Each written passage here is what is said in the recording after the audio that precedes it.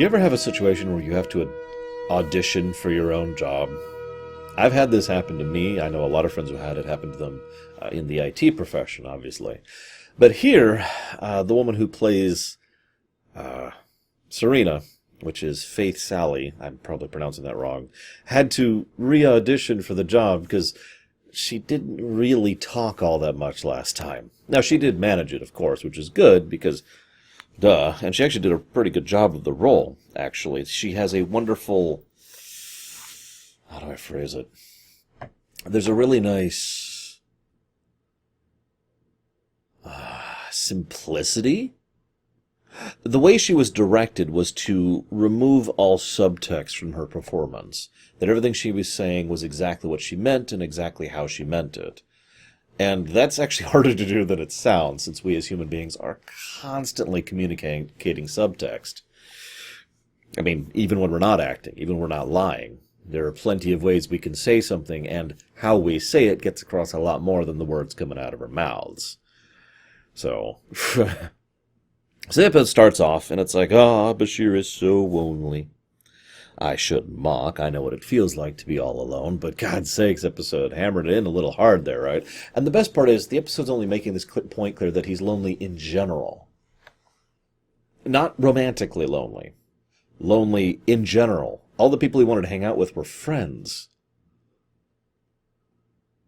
Didn't they make a point of being closer as friends after the sound of her voice? Like, wasn't that kind of a big point of that episode?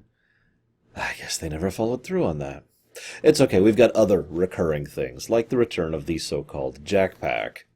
It was good to see them again, although I kind of wish they got a little bit more of a send-off, if you're paying attention. Other than Serena, the last scene they get is just like, oh, you've got to go see her, and that's it. You stay here. And that's like the chop-off point.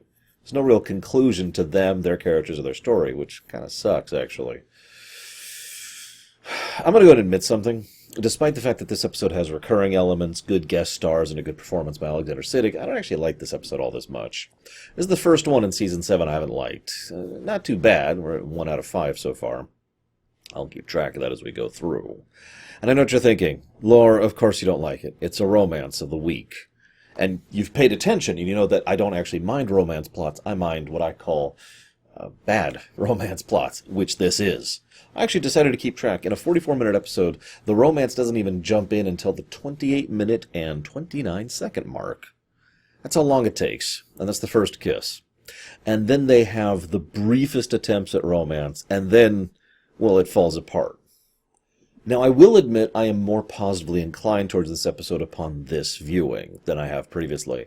And I think what I just mentioned is part of why, because the romance is massively understated, far more so than I remembered. This is more about Serena and her life, and the way that interacts with Bashir is part of it, but the romance kind of isn't. I'll circle back around to that. So the mutants are back. It's a little silly how easily they were able to escape from a facility and then make their way to Deep Space Nine undetected. That's a stupid question. I do admit that amuses me. And I was going to make all this big kerfuffle about how they couldn't possibly do that, especially during wartime, and then I remembered, oh yeah, Starfleet security. Say no more. So they put them back in the cargo bay. Of course they do. And they kind of naturally and logically, without really bumping into bad exposition, they talk about what they're here for. To do this surgery on Serena. Now this is interesting, because if you're paying attention, all of them have some kind of issue, a mental issue. But hers is the easiest by far to solve. Basically, she's an ordinary person whose biggest flaw is that her mind is disconnected from the external. Her mind works fine underneath all that. She just has a really hard time seeing, hearing, thinking, speaking, not thinking, and physically moving, because her mind is going so much faster than the rest of her. I talked about that last time. But if that connection problem is solved, she's basically a Bashir. And this is part of the point Bashir himself makes. The rest of them, they don't have that. They have other issues that keep them into the neurotic category that, well, as I can't remember her name flat out says, they're too far gone. There's just nothing they can do for them. it's an interesting point because it's not like Bashir wouldn't want to if he could. And if I might be so bold, I am actually a little surprised that the ludicrously advanced science that Star Trek has can't try and figure out some way to resolve this, because this is not just a case of someone being different. These people have actual mental psychoses. And that means that there is something off about their brains or something related to their nervous system. And that means that that something off could be resolved. That's important to keep in mind, because there's a difference between someone who literally has something wrong with their brain and someone who's just a little quirky. I mean, all of us are quirky to some extent, right? Except for you, Bob. You know who you are. So, they talk about how they're going to do this surgery. This ridiculously precise surgery. This is probably one of the only points of the episode that irritates me.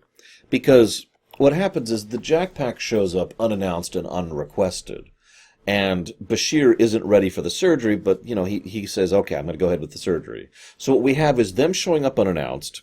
We have Bashir having to cover for them with Cisco. We have, oh, hey, let's go take care of her. We have O'Brien saying he can't change the laws of physics. All of this is, as weird as this is going to sound, in my opinion, unnecessary. You could have just had, from a writing, stepping back perspective, you could have had them be here because Bashir asked them to come here to help him set up the equipment he would need to do this incredibly precise procedure. This could have been premeditated rather than bumbled into.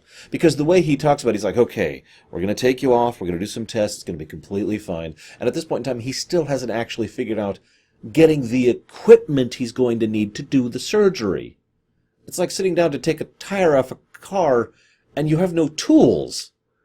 You have a stick, and it's like, well, this won't work. Could you make me a real tool? Come on. Sorry. I said I was more positively inclined, not less. I swear it's true. Because we'll get into the good stuff in a minute. See, after that, they decide to go ahead and do the surgery. And, well, it's a complete failure and everything's wrong. Damn. Wait, is she up and walking? Was nobody watching her? That she could just get up and walk out into the promenade? Also, I really like the way Faith Sally says her lines for pretty much the entire episode. Excuse me one moment. Because you can tell this is a person who is legitimately uncertain about how to speak properly. And she doesn't just come across as uncertain, but like the tones are wrong. Everything. Like she says it actively wrong, but in a way that makes perfect sense, because she's still trying to understand that. She's still trying to understand tone in general. She barely understands her own emotions at this point in time, because she's still starting to process all this for the first time. It's not like she never had emotions before, but they were all internal. And she was watching through a view screen at the rest of the world. Right? So she...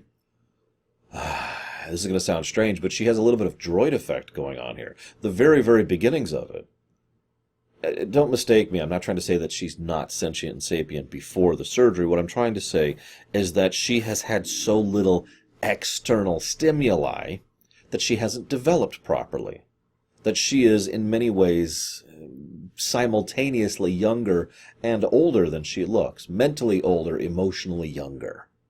And so there's a lot she needs to process. This is part of the core point of the episode. Bashir, who is an adult, who has matured and grown and has had years and years and years to understand who and what he is and how to feel and how to think, has had all 3 points of droid effect. He looks at this situation, and he knows exactly how he feels. She looks at it and goes, I don't know. Like, he asks her flat out, do you love me? And she says, I don't know. I don't know what that feels like. She has no frame of reference because she hasn't had the proper external stimuli to be able to bounce ideas off of in order to collate and develop into a new, more complex situation. Right? It's very understandable. So, I once again want to praise the actress, and this is part of what buoys the episode up for me. Her performance as someone who is a fish out of water everywhere for both her old people and her new people is a very nice touch. But what I also find interesting about that is, so she goes back to the old pack and doesn't fit in there at all. Like, she actually starts to get involved in the conversation, and they just shut her down. Because, remember, she doesn't have anything wrong with her at this point. There's no more, there's no neurosis, there's no psychosis, there's nothing there. She's just emotionally undeveloped, that's all. And I mean, it's just being young at that point. So she doesn't fit in with the other three. And she's confused and uncertain, so she just goes and does what she knows. She sits in a corner and is quiet and doesn't move. It's not until Bashir shows up, she's like, hey. Now, then she goes to visit with, let's see, it's O'Brien, Kira, Odo, and Esri, I think, are all the ones that she interacts with substantially. And as she does so, she feels a lot more comfortable around the normal people. And of course she does, because, well, I've already said this 17 times, because there's nothing wrong with her. So I love how she gels in nicely and enjoys the company of his friends. I like how she psychoanalyzes each of them fairly well, fairly quickly. In fact, I love the bit where Kira's like, God, I wish Odo would express his feelings. And she's like, but he is. He's right now. He's got his hand on yours. And Odo's response is, he sounds so vindicated. Thank you. Someone noticed. He's showing his feelings for it. It's a nice little touch there. And, of course, I love his line about Esri, which I wrote down somewhere. There it is. When she realizes she's more than the sum of her parts, she's going to be great. Yeah? And, of course, she displays her intellect many times. She is, in fact, I've actually theorized before that she's the smartest of the group, smarter than Bashir, who is probably the smartest of the group we've seen up to date. And given her overall presentation, I could believe that. It's just, well, again, youth, lack of emotional growth. I do wonder what it feels like. Can you picture that for a second? Picture being able to take in and process and move and interact with and talk for the first time ever. I'm not even sure I have the capacity to imagine what that feels like. The wonderment of it is something it's hard for me to process, being the jaded, cynical person that I am. And not evil. But, yeah. There's this nice bit where they go to do a little musical bit. Now, I admittedly fast-forwarded through a little of this. I'm sorry. It's a nice bit. They sing well. Most of them sing well. Jack's actor, is actually tone deaf, which is funny because one of the other actresses says, "You're tone deaf, Jack." And they had to dub over his singing. But otherwise, all of the rest of them actually sang their own lines, which is pretty impressive. There's this bit where Bashir goes to Bashir goes to his quarters, and she's in there, and she apparently brute forced her way into his quarters. I mean, he only had a 6-digit password after all. You need a passphrase by this point in time, come on. And what I love is that she doesn't want to go to sleep because she's afraid she might revert. And she starts a panic attack. Now, what I like about this is he cuts her off immediately. No hesitation. Doesn't even let her start to get herself worked up. Nope, it's not going to happen. You're fine. You're going to be fine. If anything, you're just going to continue to get better from this point on. It's all right. And he cares about her demonstrably and noticeably as a patient and as a person first. Now, that's important. Because if this had been a romance thing from the beginning, I think I would be a lot more against this episode. But it is very clear that this is Bashir caring about his patient and her as a person, not as an object of desire or as someone that he wants to be with. That comes in later. So, he, tries to take care of her. She doesn't really fit in. I already mentioned that. She does fit in with the others. I mentioned that. 28 minutes, 29 seconds in, they kiss. I love how O'Brien manages to so accurately point out that what Bashir's doing is stupid and, I don't want to say wrong. That's not the right word. Incorrect. Bashir is making the incorrect call here. Because what Bashir is doing is kind of stupid. It's like, she's your patient, she's your friend, she's undeveloped, you're moving too fast. You're doing everything wrong here, Bashir. And this is one of the reasons I'm willing to forgive the episode, because the episode makes it clear this isn't really a romance of the week in the strictest sense of the word. She is brand new to this kind of thing, and has just been rescued from her previous state by a young, attractive, ambitious, intelligent individual. Right? I mean, you can kind of see how that would work. And, to switch this around, he finally sees someone that can match him and be with him, and at the same time be a human, so he doesn't have to be lonely anymore, but he can interact with someone on a normal basis, and can keep up with them so he doesn't have to hide who and what he is. He has found what he believes to be an equal. And so he naturally is attracted to her. The problem, well, I say the problem, but the point in which the episode actually succeeds is that both of these people are incorrect. But neither of them should get involved with the other for every reason that's obvious. And that's why O'Brien is the one to notice it.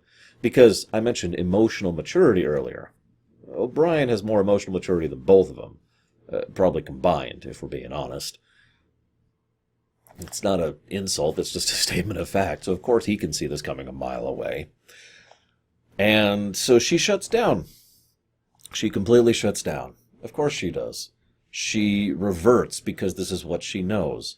This is one of the key parts of the episode. The fact that her reverting should have probably given it away pretty much immediately. You know, she reverts and in so doing hides away from the intangible complexities of a life that she's never had to experience before. When Bashir reaches out to her, notice he still does so as an attempt, as someone who is wanting to be her lover. And when he says that, while it does reach her, he is damned lucky that it reached her at all, because it probably shouldn't have, if we're being honest. The only reason it does is because he asks her a direct question, and her response is, I don't know, as I've already covered. It was nice to see that she gets to go on and live a normal life, and I would have liked it if there was some kind of, we're going to keep working on the others kind of a thing going forward. I mean, you know that old saying, there's nothing wrong with you? Well, sometimes there is something wrong with us, and that's something that needs to be acknowledged so that we can work on it, fix it, or work around it, so we can manage and control it, right? At least that's my opinion. Now, the hard part is figuring out when that is, but at least in Star Trek they have literal scanning tools to figure out this kind of stuff, so that's helpful. But my point is, it would have been nice if there was a sort of, I would like to keep working on the three of them. Maybe you could help me, Serena, because you're smarter than I am in several ways, and that would have been a nice way to end it rather than the kiss, in my opinion. Oh yeah, final irritation here. Given what's going to happen in the second to last episode, I believe, this also kind of rubs me the wrong way. But again, I get it. The point is, the romance was incorrect from the beginning.